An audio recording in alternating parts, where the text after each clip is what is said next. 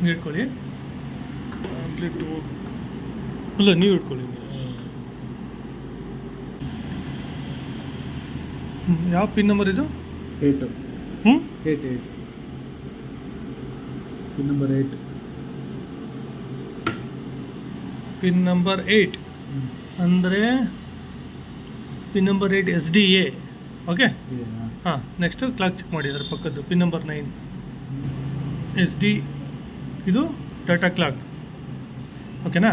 Data clock ನೋಡಿ, ಈ ಥರ ಬರುತ್ತೆ.